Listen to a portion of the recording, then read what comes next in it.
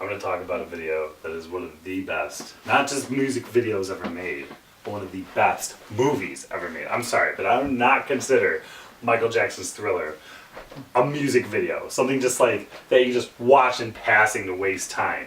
I consider it a fucking motion picture. Well, Michael Jackson, back in the day, used to be a huge horror movie fan. He used to actually watch horror movies and laugh at them. And he saw John Landis's American Werewolf in London and was like, hey, Johnny, I like your movie. What to make Michael Jackson? That's the best Michael Jackson impression ever on the internet. I want to be a werewolf, and I want to be a zombie, and I want to be a dick. John Landis was like, totally, but I'm not really just into making a music video. I want to make a short movie. Interesting thing is that due to some sort of legal courtroom controversy, Michael Jackson ended up fucking over John Landis in terms of rights in regards to the music video. Michael Jackson owns the music video, apparently, but John Landis owns the rights to the making of documentary, which hasn't ever been re-released on DVD. But the making of documentary is something that was always aired with this on television. I love this. I love this misdirection. You think you're watching one horror film and then it takes you out into another. That's fucking cool. But I think Michael Jackson is genuinely creepy in this, especially when he's Zombie Jackson. I mean, seriously. I think it's got a lot of atmosphere, and that atmosphere is spelled with an F-E-A-R. I think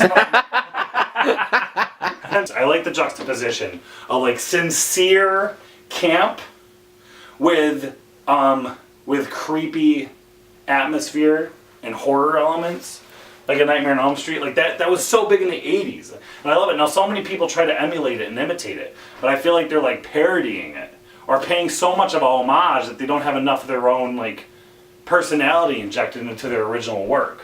The zombie horror subgenre is always riddled with viral infected zombies. Zombies that people who get infected with some sort of like disease and then they begin infecting others. Very rarely nowadays do we see supernatural zombies. Do we see zombies coming out of the fucking ground, coming out of their graves. And very rarely do we see zombies that have superhuman strength. Yeah, I know they're dead, but they also don't fucking exist, so you can make up your own rules. Slow zombies, I'm sorry, slow zombies are so much creepy. Especially when you have like a wet-laden street with a lot of fog, and these like slow zombies, just these deformed creatures just kind of moaning, like impending, this sense of claustrophobia and impending doom. I think it's so much more effective than like and they like just kind of run after you. Well, I can see why people are like, the intensity of the moment is so much more scary than just some shambling creature stumbling after you. But seriously, if you're walking around at night and you see this shambling creature like stumbling towards you, and then you realize you're surrounded by them, sorry, that's pretty terrifying. And the zombies are just like an omnipotent presence. But supernatural zombies, that's like something lost in today's zombie like and zombie-themed entertainment. Granted, a lot of people would say, but they're not scary because zombies don't dance. Okay, yeah, the zombies dance in this because it is a Michael Jackson themed, it is a Michael Jackson video. You know, I mean, they have to. But in the parts that they aren't dancing, I think they're genuinely scary.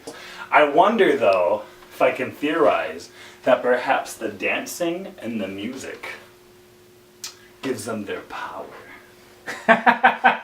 Michael Jackson's Thriller, I think, is more than just an 80s novelty. I think there's a lot of great cinematic moments.